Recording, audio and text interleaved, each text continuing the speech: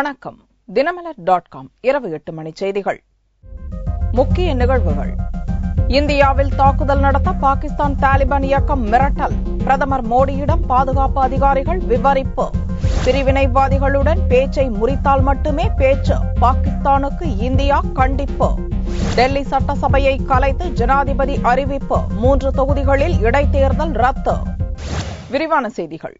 பாகிஸ்தானிய தாலிபான் பயங்கரவாதிகள் விடுத்துள்ள தாக்குதல் மிரட்டல் குறித்து பிரதமர் மோடியிடம் பாதுகாப்பு அதிகாரிகள் விளக்கினர். இந்திய பாகிஸ்தான் நாடுகளை பிரிக்கும் வாகா எல்லையில் கடந்த ஞாயிறன்று மாலை பாகிஸ்தான் பகுதியில் மனித வெடிகுண்டு தாக்குதல் நடத்தப்பட்டதில் 60 பாகிஸ்தானியர் கொல்லப்பட்டனர். இந்த சம்பவத்துக்கு தெஹ்ரீக் தாலிபான் பாகிஸ்தான் ஜமாத் அஹ்ரர் என்ற பயங்கரவாத இயக்கம் பொறுப்பேற்றது. பாகிஸ்தானின் தாலிபான் பயங்கரவாத இயக்கத்திலிருந்து அண்மையில் பிரிந்த ஜமாத் அஹ்ரர் இயக்கத்தின் செய்தி தொடர்பாளர் ஈஷானுல்லா ஈசன் டுவிட்டரில் வெளியிட்டுள்ள செய்தியில், வாகா எல்லையில் பாகிஸ்தான் பக்கத்தில் தாக்குதல் நடத்த முடிந்த எங்களால் இந்தியாவின் பக்கத்திலும் தாக்குதல் நடத்த முடியும் என்று மிரட்டல் விடுத்துள்ளார். காஷ்மீர் மற்றும் குஜராத்தில் உயிரிழந்த அப்பாவி மக்களுக்காக பழித்தீர்ப்போம் என்று பிரதமர் மோடியை மிரட்டும் வகையிலும் டுவிட்டர் வாசகங்கள் உள்ளன. பாகிஸ்தானிய தாலிபான் இயக்கத்தின் இந்த மிரட்டல்கள் குறித்து பிரதமர் மோடியிடம் அவரது பாதுகாப்பு அதிகாரிகள் விளக்கியுள்ளனர். டுவிட்டர் மிரட்டலின் நம்பகத்தன்மை உறுதி செய்யப்படாத போதும் இந்தியா மீது பயங்கரவாத தாக்குதல் நடத்த பாகிஸ்தானிய தாலிபான்கள் திட்டமிட்டுள்ளதையே வாகா தாக்குதல் சம்பவம் உணர்த்துவதாக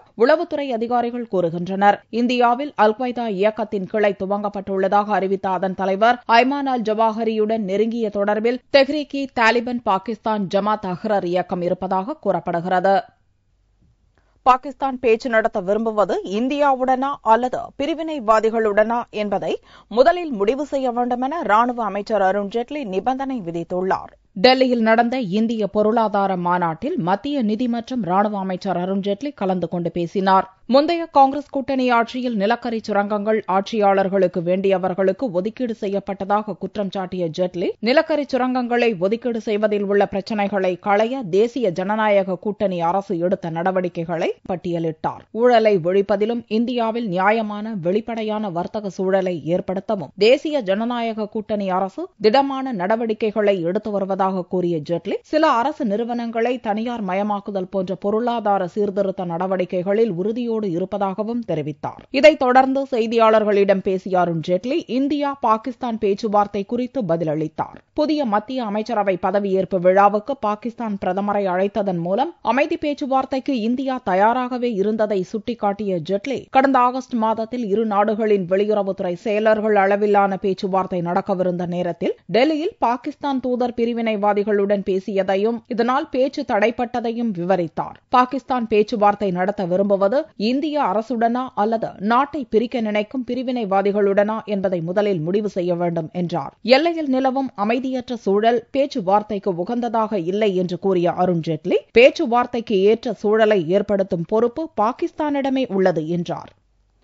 டெல்லி சட்டசபையை கலைத்து ஜனாதிபதி பிரணாப் முகர்ஜி உத்தரவிட்டுள்ளார். இதையடுத்து 3 தொகுதிகளுக்கு அறிவிக்கப்பட்ட இடைத்தேர்தல் அறிவிக்கையை தேர்தல் கமிஷன் ரத்து செய்துள்ளது. டெல்லி பொதுத் தேர்தலுக்கு பின் 49 நாள் முதல்வராக இருந்த அரவிந்த் கெஜ்ரிவால் திடீரென ராஜினாமா செய்ததை தொடர்ந்து கடந்த பிப்ரவரி முதல் அங்கு ஜனாதிபதி ஆட்சி அமல்படுத்தப்பட்டது. பாரதிய ஜனதா, காங்கிரஸ், ஆம் ஆத்மி கட்சிகளின் தலைவர்களுடன் ஆளுநர் நஜீப் ஜங் நடத்திய ஆலோசனையின் போது எந்த கட்சியும் ஆட்சி அமைக்க முன்வரவில்லை. எந்த கட்சிக்கும் தனி பெரும்பான்மை பலம் இல்லாத நிலையில் சட்டசபையை கலைக்க ஜனாதிபதி பிரணாப் முகர்ஜிக்கு ஆளுநர் ஜங் செவ்வாயன்று பரிந்துரை செய்தார். ஜங்கின் பரிந்துரைக்கு மத்திய அமைச்சரவையும் ஒப்புதல் அளித்தது. இதைத் தொடர்ந்து டெல்லி சட்டசபையை கலைத்து ஜனாதிபதி பிரணாப் முகர்ஜி புதனன்று உத்தரவு பிறப்பித்தார். டெல்லி சட்டசபை கலைக்கப்பட்டதைத் தொடர்ந்து நவம்பர் 25ஆம் தேதி டெல்லியில் 3 சட்டசபை தொகுதிகளில் நடக்கவிருந்த இடைத்தேர்தலுக்கான அறிவிக்கையை தேர்தல் கமிஷன் ரத்து செய்துள்ளது. டெல்லியில் ஓராண்டு ஜனாதிபதி ஆட்சி பிப்ரவரி மாதத்தில் முடிவடையவுள்ள நிலையில் அதற்கு முன்பாக தேர்தல் நடத்தி முடிக்கப்படும் என்று எதிர்பார்க்கப்படுகிறது. இலங்கையில் தூக்கு தண்டனை விதிக்கப்பட்ட இந்திய மீனவர்களை மீட்க வலியுறுத்தி தமிழகம் முழுவதும் பல்வேறு இடங்களில் புதனன்றும் போராட்டங்கள் நீடித்தன. தங்கச்சிமடம் மீனவர்கள் 5 பேர் மீது போதைப் பொருள் கடத்தியதாக குற்றம் சாட்டி இலங்கை நீதிமன்றம் தூக்கு தண்டனை விதித்துள்ளது. இதை கண்டித்தும் மீனவர்களை மீட்க வலியுறுத்தியும் மீனவர்கள், அரசியல் கட்சியினர் என பல்வேறு தரப்பினரும் போராட்டம் நடத்தி வருகின்றனர். புதன்கிழமையன்று தங்கச்சிமடத்தில் சட்ட உரிமைகள் கழகம் சார்பில் உண்ணாவிரத போராட்டம் நடைபெற்றது. இதில் மீனவர்களின் குடும்பத்தினர் உட்பட பொதுமக்கள் திரளாக பங்கேற்றனர். நடைபெற்றனர். நிரபராதி மீனவ சகோதர ஐவரின் விடுதலையை வேண்டி மத்திய மாநில அரசுகளை வலியுறுத்தி இந்த மிகப்பெரிய உண்ணாவிரத்தை நடத்தி கொண்டிருக்கின்றோம். இன்று உலகம் முழுவதும் உற்று நோக்கக்கூடிய மிகப்பெரிய பிரச்சனையாக இந்த வழக்கு சென்று கொண்டுள்ளது. மத்திய அரசு உடனடியாக தலையிட்டு இந்த 5 சகோதரர்களை உடனடியாக விடுதலை செய்ய நடவடிக்கை எடுக்க வேண்டும். மேலும் தொடர்ந்து சட்ட ரீதியான நடவடிக்கைகளிலும் இந்த சட்ட உரிமைகள் கழகம் தொடர்ந்து ஈடுபட்டு இந்த நிரபராதி நமது சகோதரர்களை விடுதலையாகும் வரை இந்த போராட்டத்தை தொடர்ந்து நடத்துவோம் என இந்த நேரத்தில் ஆணித்தரமாக கூறிக்கொள்கிறேன். மீனவர்களுக்கு தூக்கு தண்டனை அறிவிக்கப்பட்ட 30ஆம் தேதியன்று தங்கச்சி மடத்தில் உணர்ச்சி வசப்பட்டு நடந்த அசம்பாவித சம்பவம் தொடர்பாக போலீசார் 4500 மீனவர்கள் மீது வழக்கு பதிவு செய்துள்ளனர். இந்த வழக்குகளை தமிழக அரசு ரத்து செய்ய வேண்டும் என்றும் போராட்டத்தில் வலியுறுத்தப்பட்டது. தூக்கு தண்டனை விதிக்கப்பட்ட 5 தமிழக மீனவர்களை விடுவிக்க மத்திய அரசு நடவடிக்கை எடுக்க வலியுறுத்தி பாமக மற்றும் விடுதலை சிறுத்தை கட்சிகள் சார்பில் தனித்தனியே போராட்டங்கள் நடைபெற்றன. இலங்கை நீதிமன்றத்தால் தூக்கு தண்டனை விதிக்கப்பட்ட 5 தமிழக மீனவர்களை மீட்க மத்திய அரசு நடவடிக்கை எடுக்க வலியுறுத்தியும் பால் விலை, மின் கட்டணம் ஆகியவற்றை உயர்த்தக்கூடாது என்று வலியுறுத்தியும் பாமக சார்பில் அதன் தலைவர் ஜி.கே. மணி தலைமையில் சென்னை சேப்பாக்கம் விருந்தினர் மாளிகை அருகே புதனன்று ஆர்ப்பாட்டம் நடந்தது.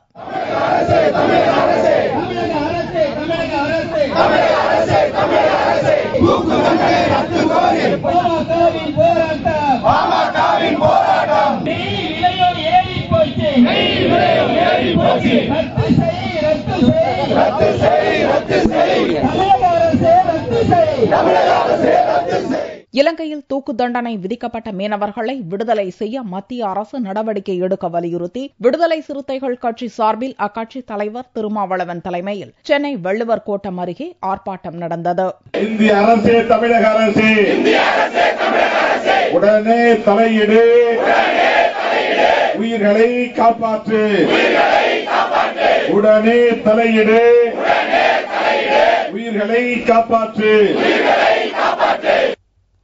தமிழக மக்களின் நலனில் அக்கறை கொண்டு காவல்துறை செயல்படும் என்று புதிய டிஜிபியாக பொறுப்பேற்றுள்ள அசோக்குமார் தெரிவித்துள்ளார். தமிழக காவல்துறையின் புதிய தலைவராக அசோக்குமார் புதனன்று காலையில் பொறுப்பேற்றுக் கொண்டார். அவரிடம் முன்னாள் டிஜிபி ராமானுஜம் பொறுப்புகளை ஒப்படைத்தார். இந்தியாவில் மிக சிறந்த துறையாக தமிழக காவல்படை திகழ்வதாகவும் மனித நேயத்துடன் காவல்துறை செயல்படும் என்று தெரிவித்த அசோக்குமார் ராமானுஜம் விட்டுச் சென்ற பணிகளை தொடருவேன் என்றும் கூறினார். இதைத் தொடர்ந்து காவல்துறை உயர் அதிகாரிகளுடன் அசோக்குமார் ஆலோசனை நடத்தினார்.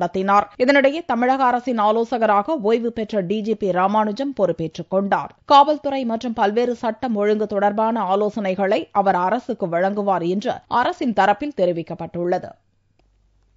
வங்கக்கடலில் உருவாகியுள்ள புதிய புயல் சின்னத்தால் தமிழகத்தில் மழை பெய்யும் வாய்ப்புள்ளதாக வானிலை மையம் தெரிவித்துள்ளது. தென்கிழக்கு வங்கக்கடலில் நிலை கொண்டுள்ள காற்றழுத்த தாழ்வு மண்டலத்தினால் அடுத்த 24 மணி நேரத்தில் தமிழகத்தில் தென் மற்றும் வட மாவட்டங்களில் மிதமான மழை பெய்ய வாய்ப்புள்ளதாக சென்னை வானிலை மையம் அறிவித்துள்ளது. இந்நிலையில் இந்திய வானிலை மையம் வெளியிட்டுள்ள அறிவிப்பு ஒன்றில் வங்கக்கடலில் நிலை கொண்டுள்ள குறைந்த காற்றழுத்தம் 48 மணி நேரத்தில் காற்றழுத்த மண்டலமாக மாறும்போது தமிழகத்தில் பலத்த மழை பெய்ய வாய்ப்பிருப்பதாகவும் வங்கக்கடலில் புயல் உருவானால் அதற்கு அஷோபா என்று பெயர் வைக்கப்படும் என்றும் அறிவிக்கப்பட்டுள்ளது. இந்த பெயரை இலங்கை பரிந்துரைத்தது என்பது குறிப்பிடத்தக்கது. நடிகர் கார்த்திக் காங்கிரஸ் கட்சியில் இணைந்தார். சிலர் வெளியேறியதால் பலருக்கு கட்சியில் வழி பிறந்துள்ளதாக தமிழக காங்கிரஸ் கட்சித் தலைவர் இளங்கோவன் கூறியுள்ளார். திரைப்பட நடிகரும் நடிகர் முத்துராமனின் மகனுமான கார்த்திக் தனது நாடாளும் மக்கள் கட்சி என்ற கட்சியை கலைத்துவிட்டு ஆதரவாளர்களுடன் புதனன்று காங்கிரஸ் கட்சியில் இணைந்தார். நம்முடைய நாட்டிற்கு சுதந்திரம் வாங்கி கொடுத்த கட்சியோடு இணைவது இதை விட ஒரு பெருமை நமக்கு கிடையாது. இப்படி ஒரு அற்புதமான ஒரு இயக்கம் நம்முடைய கட்சி. இது சில சோதனைகளை இல்ல, பல சோதனைகளை சந்தித்து வெற்றி கண்ட இயக்கம் இது நம்முடைய காங்கிரஸ். இந்தியா நல்லா இருக்கணும்னா காங்கிரஸ் தாங்க ஆட்சி புரிய வேணும். எந்த நிலையிலும் நிலையாக நிற்கும் ஒரே கட்சி காங்கிரஸ் தான். இதேபோல பாமகவுக்கு சென்ற மணிரத்னம் மீண்டும் தனது ஆதரவாளர்களுடன் காங்கிரஸில் இணைந்தார். புதியவர்களை வரவேற்று பேசிய தமிழக காங்கிரஸ் கட்சியின் தலைவர் இளங்கோவன், காங்கிரஸ் கட்சி பலவீனமாக இருக்கும் நிலையில் தங்களை கட்சியில் இணைத்துக் கொள்ள வந்தோரை முழு மனதோடு வரவேற்பதாகவும் சிலர் கட்சியில் இருந்து வெளியேறியதால் பலர் கட்சியில் இணைய வழிவகுத்துள்ளதாகவும் கூறினார். ஆனால் காங்கிரஸ் தோற்ற பிறகு முழுமையாக நாடு முழுவதும் தோல்வியுற்ற நேரத்தில் மீண்டும் வந்திருக்கின்ற அந்த மனிதனுடைய பெரிய உள்ளத்தை நான் பாராட்ட கடமைப்பட்டிருக்கின்றேன். காங்கிரஸ் வெற்றி பெற்ற போதெல்லாம் கூட இருந்து அனுபவித்துவிட்டு தோற்றுவிட்டது என்று தெரிந்த நேரத்தில் சில பேர் இங்கே நம்மை விட்டு போயிருக்கின்ற விரல் விட்டு எண்ணக்கூடியவர்கள் தான் போயிருக்கின்றார்கள். இருந்தாலும் சில பேர் நம்மை விட்டு போனது பல பேருக்கு வழிவிடுகிறது போல. ஒற்றுமையுடன் இருந்தால் 2016 காங்கிரஸ் பெரிய சக்தியாக உருவெடுக்கும் என்றும் இளங்கோவன் கூறினார். ஒற்றுமையுடன் இருந்தால் 2016 காங்கிரஸ் பெரிய சக்தியாக உருவெடுக்கும் என்றும் இளங்கோவன் கூறினார். முன்னதாக நடிகர் கார்த்திக் ஆதரவாளர்கள், மணிரத்னம் ஆதரவாளர்கள் என நூற்றுக்கணக்கானோர் காங்கிரஸ் அலுவலகமான சத்தியமூர்த்தி பவனில் குழுமியிருந்தனர். வெளிநாட்டு படப்பிடிப்புக்கு செல்ல வேண்டும் என்பதற்காக குற்றவாளி என்று அறிவிக்கப்பட்ட தீர்ப்புக்கு தடை விதிக்க முடியாது என்று சல்மான்கான் வழக்கில் உச்சநீதிமன்றம் கருத்து தெரிவித்துள்ளது. ஹம் சாத் சாத் ஹேன் என்ற ஹிந்தி படத்துக்கான படப்பிடிப்புக்காக 1998 ராஜஸ்தான் மாநிலம் ஜோத்பூருக்கு சென்ற நடிகர் சல்மான்கான் சிங்கார மான்கள், கருப்பு கலைமான்களை வேட்டையாடியதாக வெவ்வேறு வழக்குகள் தாக்கல் செய்யப்பட்டன. இதில் 2 வழக்குகளை விசாரித்த ஜோத்பூர் மாஜிஸ்ட்ரேட் நீதிமன்றம் சல்மான்கானுக்கு ஒரு வழக்கில் ஓராண்டு சிறையும் இன்னொரு வழக்கில் 5 ஆண்டு சிறையும் விதித்து 2006ஆம் ஆண்டு தீர்ப்பளித்தது. ஜாமீனில் வெளிவந்த சல்மான்கான் ஜோத்பூர் நீதிமன்றத்தின் தீர்ப்புக்கு ராஜஸ்தான் உயர்நீதிமன்றத்தில் தடை பெற்றார். அதை எதிர்த்து உச்சநீதிமன்றத்தில் ராஜஸ்தான் அரசு மேல்முறையீடு செய்தது. இவ்வழக்கு புதனன்று எஸ்.ஜே. முகோபாத்யாய், ஏ.கே. கோயல் அடங்கிய பெஞ்ச் முன் விசாரணைக்கு வந்தது. சல்மான்கான் தரப்பில் ஆஜரான வக்கீல் ஜோத்பூர் நீதிமன்ற தீர்ப்புக்கு தடை விதிக்காவிட்டால் சல்மானுக்கு இங்கிலாந்து விசா கிடைப்பதில் சிக்கல் ஏற்படும் என்று வாதிட்டார். குற்றவாளியாக அறிவிக்கப்பட்ட அரசியல்வாதிகள் இதேபோல தாங்கள் பல்வேறு அரசியல் பிரச்சினைகளை சந்திப்பதால் தண்டனைக்கு தடை விதிக்க வேண்டும் என கோரினால் அதை ஏற்க முடியுமா என்று கேள்வி எழுப்பிய நீதிபதிகள், இங்கிலாந்து விசாவுக்கு தடையாக இருக்கிறது என்பதற்காக தண்டனைக்கு தடை விதிக்க முடியாது என்று மறுத்தனர். இவ்வழக்கில் தேதி குறிப்பிடாமல் தீர்ப்பு ஒத்தி வைக்கப்பட்டது. ஜோத்பூர் நீதிமன்ற தீர்ப்பை உச்சநீதிமன்றம் உறுதி செய்தால் சல்மான்கான் சிறைக்கு செல்ல நேரிடும். 2002ஆம் ஆண்டில் மும்பையில் குடிபோதையில் காரை ஓட்டி ஒருவரை கொன்றதாக சல்மான்கான் மீது தொடரப்பட்ட இன்னொரு வழக்கு மும்பை நீதிமன்றத்தில் நடந்து வருகிறது. கோவையில் புறம்போக்கு நிலத்தை கருத்தில் கொள்ளாமல் விளைநிலங்களில் உயர் அழுத்த மின் கோபுரம் அமைப்பதற்கு விவசாயிகள் கடும் எதிர்ப்பு தெரிவித்துள்ளனர். கோவை மாவட்டம் சுல்தான்பேட்டை பகுதியில் 400 ஏக்கர் பரப்பளவில் விவசாயிகள் சிறுதானியங்கள் மற்றும் தென்னை சாகுபடி செய்துள்ளனர். இங்குள்ள விளைநிலங்களில் மின் கோபுரங்கள் அமைக்கப்பட்டு உயர் மின்சாரம் எடுக்க நடவடிக்கை மேற்கொள்ளப்பட்டுள்ளது. விவசாய நிலத்திற்குள் மின் கோபுரங்கள் அமைப்பதால் விவசாய பணிகளை செய்ய முடியாமல் தவிப்பதாகவும் இவற்றை அகற்ற வேண்டும் என்றும் விவசாயிகள் வலியுறுத்தியுள்ளனர். இந்த மின் கோபுரங்கள் இருக்கிறதுனால பாத்தீங்கன்னா இந்த பக்கம் ஒரு 30 அடி அகலம், அந்த பக்கம் ஒரு 30 அடி அகலத்துக்கு அவங்க பாதையா உபயோகிக்கிற மாதிரி அந்த ஏதாவது பழுது பார்க்கறப்ப அது வண்டி பெரிய வாகனங்கள் எடுத்துட்டு வர்றாங்க. அது எங்க பயிர்களை ரொம்ப சேதப்படுத்துதுங்க. திருப்பி பாத்தீங்கன்னா எங்களுடைய எதிர்கால சந்ததிக்கு நாங்க விட்டுட்டு போக முடியாத அளவுக்கு எங்க நிலங்கள் அதனுடைய மதிப்பு ரொம்ப மிகவும் குறைஞ்சு போயிருக்கு. இந்த மின் கோபுரங்கள் வர்றதுனால மதிப்பு மிகவும் குறைஞ்சு போய் ஒரு மோசமான சூழ்நிலையை ஏற்படுத்தும் அப்படிங்கறது நாங்க நினைக்கிறேங்க. மாவட்ட கலெக்டரிடம் இது தொடர்பாக மனு அளித்தும் நடவடிக்கை எடுக்காத நிலையில் மின் கோபுரங்கள் அமைக்க காற்றாலை நிறுவனத்தினர் தொடர்ந்து நிலங்களை ஆய்வு செய்து வருவதாக விவசாயிகள் புகார் கூறியுள்ளனர். காற்றாலை மின்சாரம் என்பது மிகவும் முக்கியமானதாக உள்ளது. இந்த காற்றாலை மின்சாரங்களை வெளி ஊர்களுக்கும் வெளி மாநிலங்களுக்கும் வெளி மாவட்டங்களுக்கும் எடுத்து செல்வதற்காகத்தான் தற்போது இடர்வலத்தில் புதிதாக ஒரு பெரிய அளவிலான பவர் ஹவுஸ் அமைக்கிறார்கள். அதற்காக புதிதாக 2-3 மின் வழித்தடங்களை உருவாக்க அரசு சர்வே செய்கிறார்கள். அந்த சர்வேக்காகத்தான் விளைநிலங்களை முற்றிலும் குறிவைத்து சர்வே செய்யப்படுகிறது. புறம்போக்கு நிலங்களை கருத்தில் கொள்ளாமல் மின் கோபுரங்கள் அமைக்க விவசாய நிலங்களை பயன்படுத்துவதற்கு விவசாயிகள் மத்தியில் எதிர்ப்பு வலுத்து வருகிறது. தங்கத்தின் விலை புதன்கிழமையன்று அதிரடியாக சவரனுக்கு 280 ரூபாய் குறைந்திருந்தது.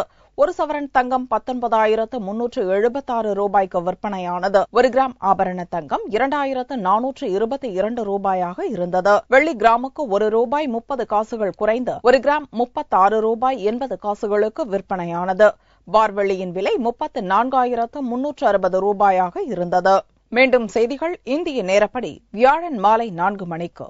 வணக்கம்.